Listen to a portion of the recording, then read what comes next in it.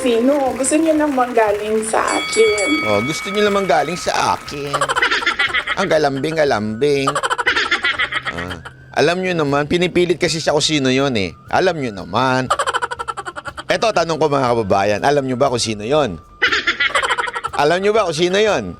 Yung, ano, i-comment niyo dyan sa baba. I-comment niyo kung sino yun. Pero mamaya na kasi hindi meron kasi siyang kwento eh. Kasi hindi pa kasi lumalabas so hindi ko Oh, may kwento pa siya na hindi pa daw lumalabas. Yan ang clue. Okay? May hinala kasi ako eh.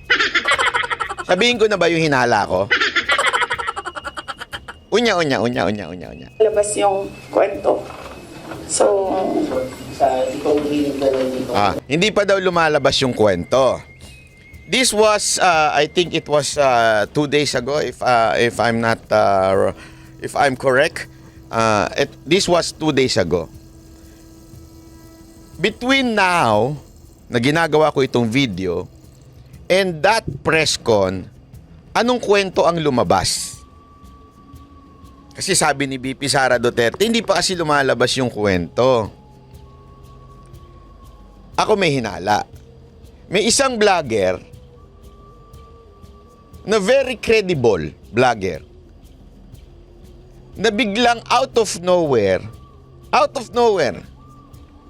biglang binalik niya yung kwento about Romualdez and Okada. Sa totoo lang, sa loob-loob ko nga, matagal na tong issue ah.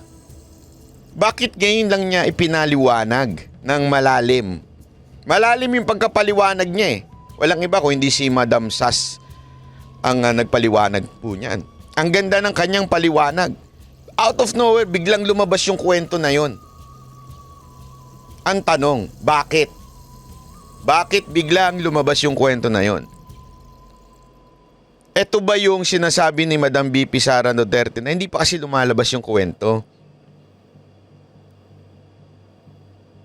Siya po ba yung dapat maglabas noon at nasabihan siya na ilabas yung kwento? Hindi ako sure. Wala akong alam. Hindi po ako wala po ako sa inner circle ni VP Sara Duterte.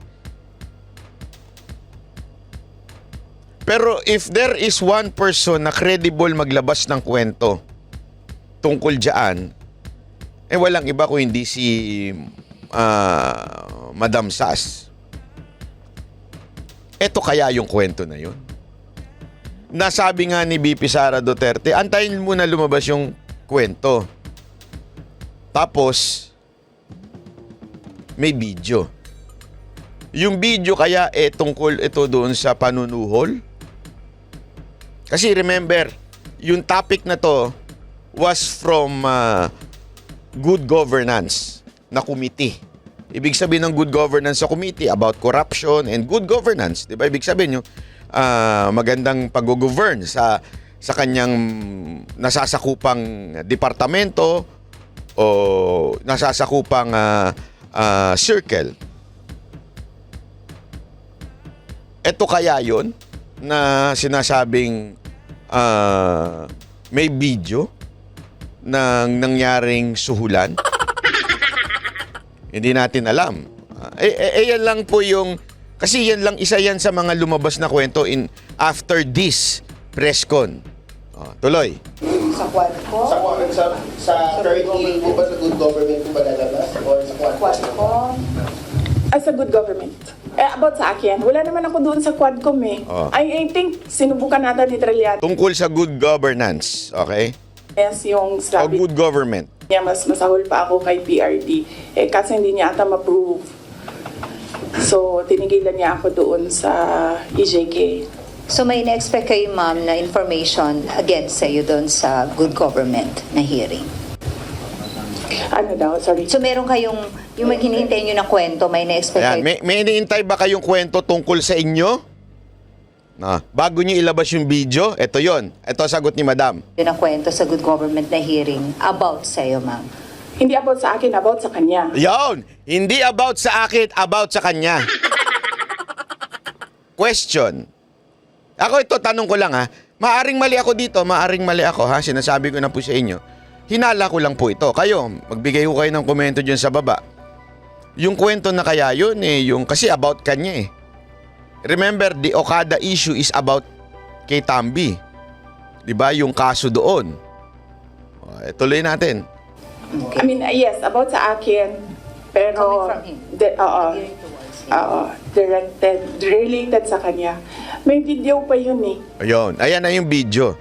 Hindi natin alam, dalawa kasing hinala ko dyan sa video doon.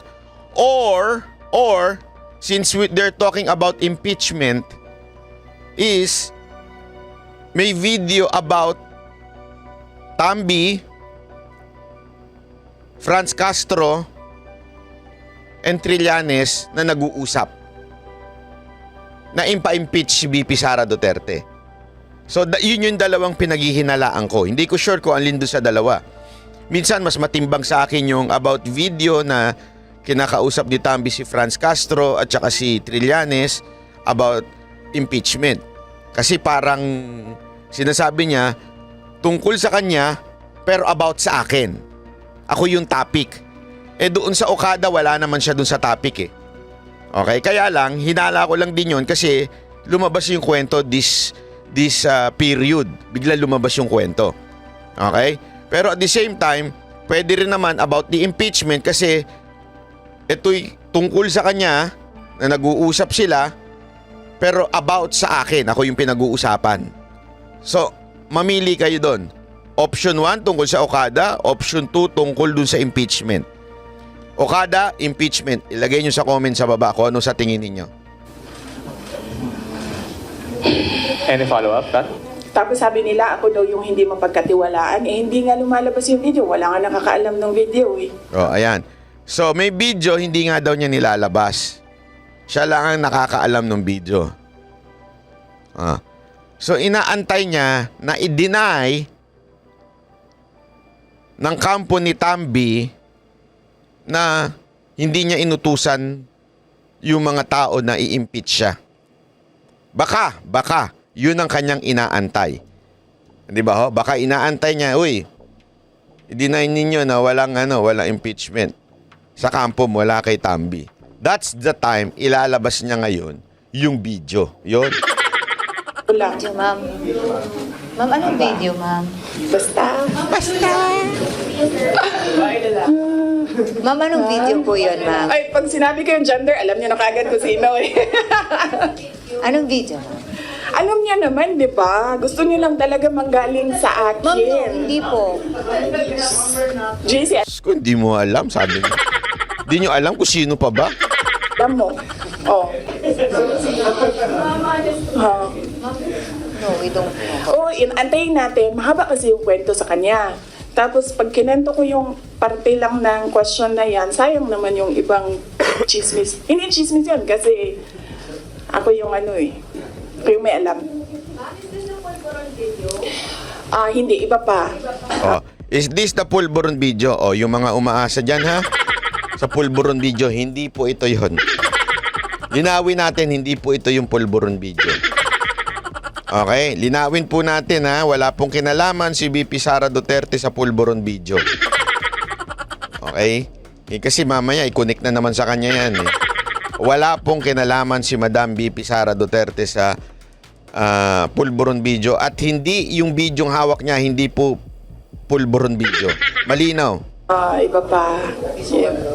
Hindi ito yung pulburon. Hindi din. Hindi. Din.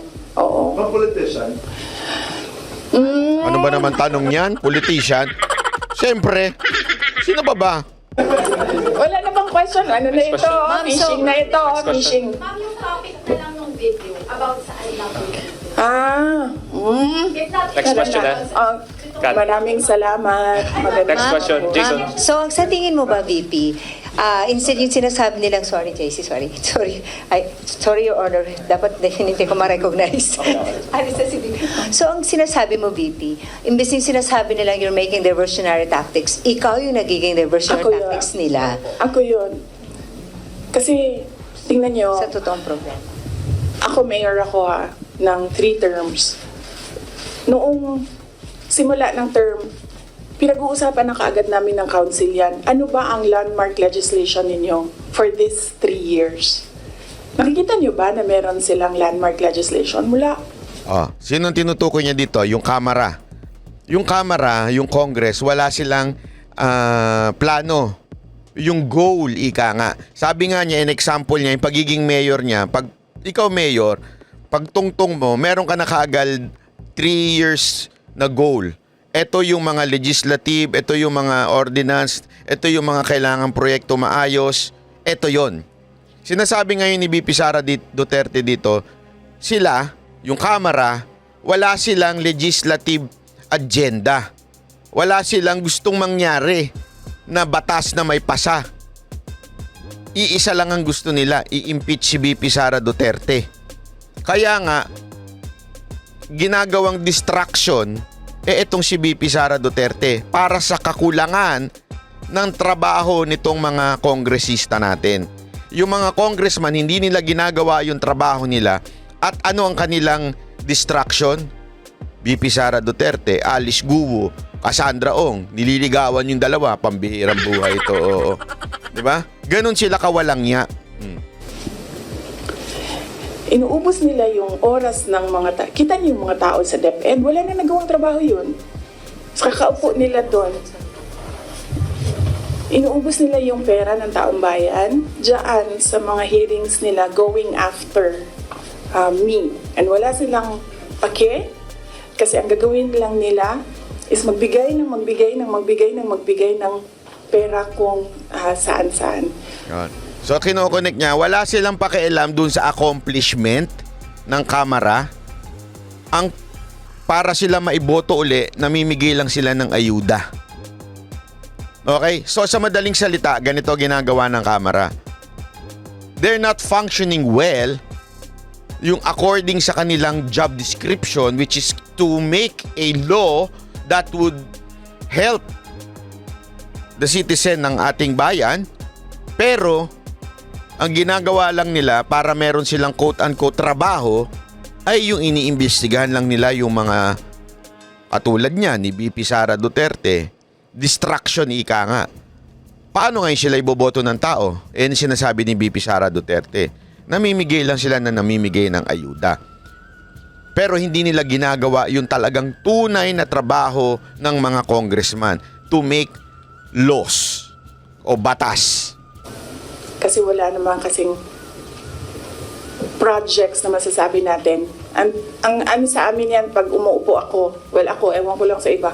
Ako, nung mayor ako, pinag-uusapan ka agad, ano ang big ticket project ng 3 taon na ito? Ano ang landmark legislation ng taong ito? Kasi yan yung gamitin namin para ma-re-elect kami. Diba? Yan yung sasabihin namin, kita nyo? May landmark legislation tayo. So, dapat kasi pag upo mo, ganyan yan, diba? Sasabihin mo sa mga tao, in 6 years, pinakamayaman na ang Pilipinas, in 6 years, ganito, may security, dami kang. And then lahat ng trabaho mo, papunta siya doon. Para Goal, example nga po nito is goal-oriented. Dapat ang isang politiko. Kasi ganun daw siya bilang mayor. 'Di ba? Ginugol niya, ito goal niya, ito landmark project nila. Itong Kamara wala. Distracted sa ganda ni Cassandra Ong. Kaya na lang nagpapakit yung mga dito kay Cassandra Ong at saka kay Alice Guo. Para pag-alis mo, nakikita ng mga tao yung trabaho for the past 6 years. So, Follow up. Other matters. oo, okay lang kasi